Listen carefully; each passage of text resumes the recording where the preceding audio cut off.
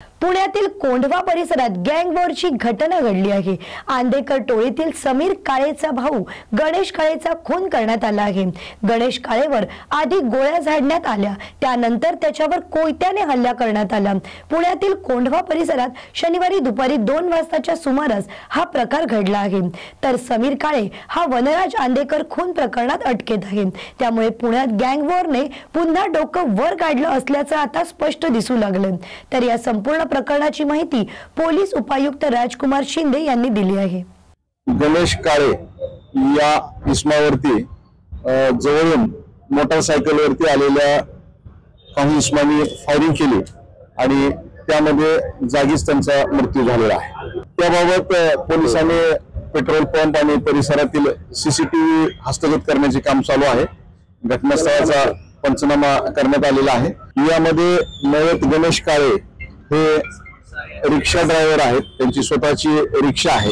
ते राहणारे येवलेवाडी मधील आहेत आणि याच भागामध्ये ते व्यवसाय करत असतात। आमचं सातत्याने गुन्हेगारीवरती नियंत्रण मिळवण्यासाठी प्रयत्न चालू आहे। माननीय पोलीस आयुक्त यांच्या मार्गदर्शनाखाली शहरामध्ये गुन्हेगारी टोळ्या असतील, इतर सर्व प्रकारच्या गुन्ह्यातील आरोपी असतील, सातत्याने आम्ही यांच्या मागे आहोत आणि निश्चितपणे आम्ही हे सर्व मोडून काढू। महाराष्ट्र राज्याचे सामाजिक न्याय मंत्री संजय शिरसाट यांनी शिवसेनेच्या पदाधिकाऱ्यांना बैठक घेऊन येणाऱ्या स्थानिक स्वराज्य संस्थेच्या निवडणुकीसाठी सर्वांनी सज्ज राहावे अशा सूचना केल्या आहेत।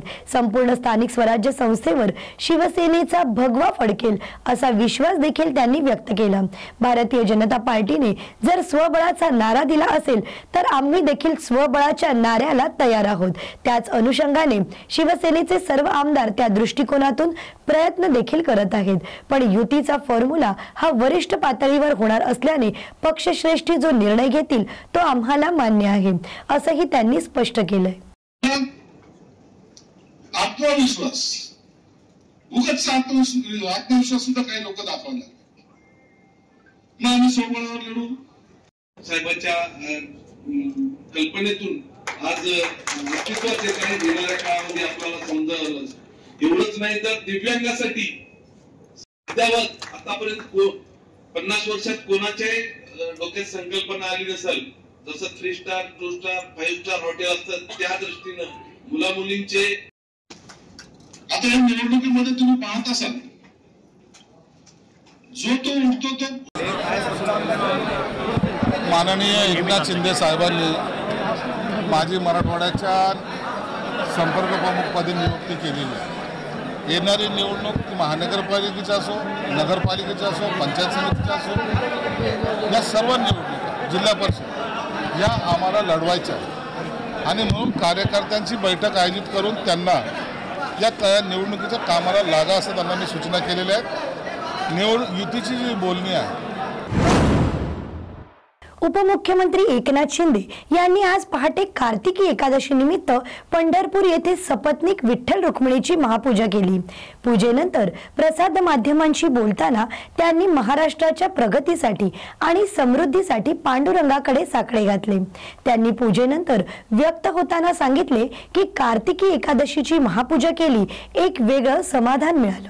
त्यांनी पांडुरंगाकडे राज्यातील शेतकरी, वारकरी आणि लाडक्या बहिणींसाठी सगळ्यांच्या जीवनात समाधानाचे दिवस यावेत अशी प्रार्थना देखील केली। शेतकऱ्यांच्या प्रश्नांवर बोलताना सगळ्या अटी शर्ती सोडून हे सरकार शेतकऱ्यांच्या पाठीमागे उभे राहील, तसेच कर्जमाफीचा निर्णयही लवकरच घेईल असेही त्यांनी स्पष्ट केले। तर महाराष्ट्र कायम सगळ्यांच्या क्षेत्रामध्ये नंबर 1 राहो अशी विठ्ठल रुक्मिणी चरणी प्रार्थना देखील केली। आज पांडुरंगाकडे एवढं साकडं घातलं की आपला बळीराजा संकटात आहे। शेतकऱ्याचं प्रचंड नुकसान झालंय। शेती पूर्ण वाहून गेली, जमीन खरडून गेली, दुभती जनावरं वाहून गेली। पांडुरंगाकडे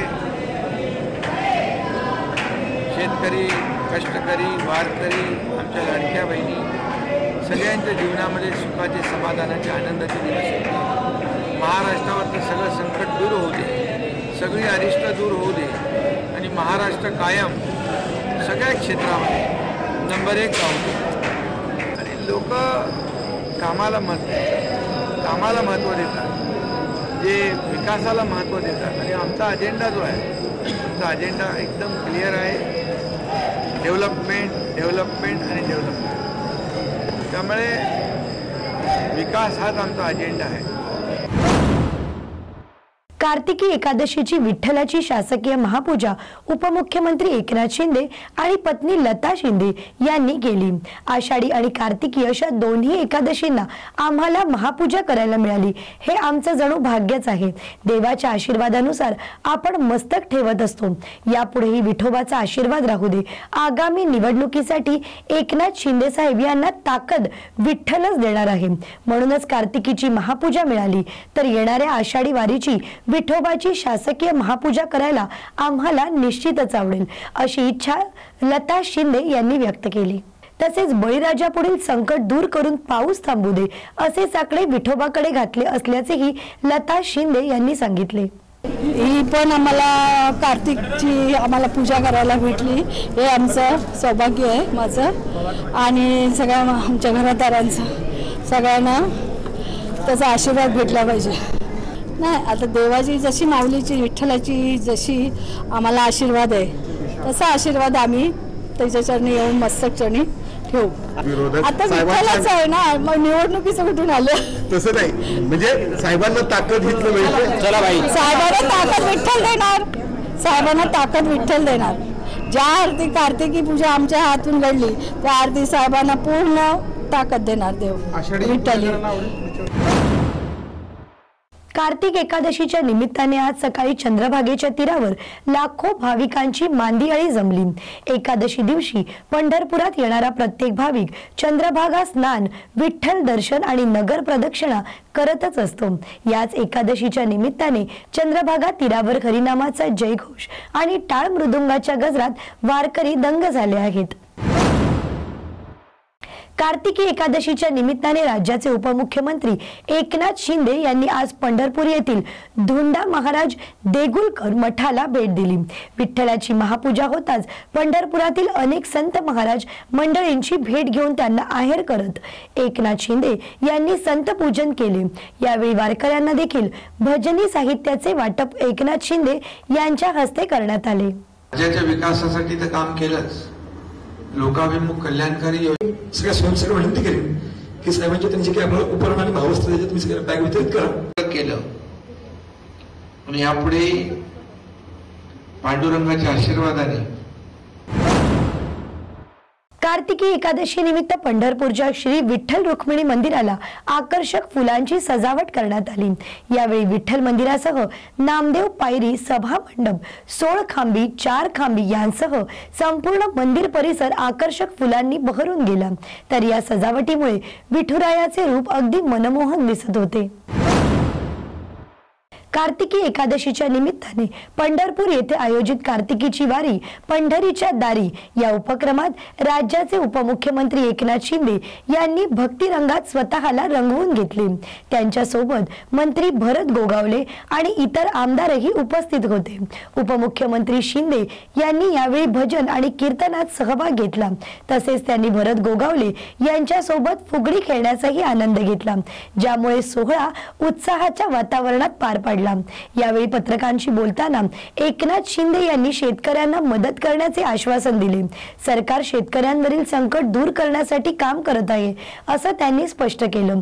मात्र मुंबईमधील ठाकरे यांच्या मोर्चावर बोलण्यास त्यांनी स्पष्ट नकार देत केवळ वारी आणि भक्तीवर लक्ष केंद्रित केले. राजकीय फक्त चंद्रकांत दादा बोललेत ना तेवढं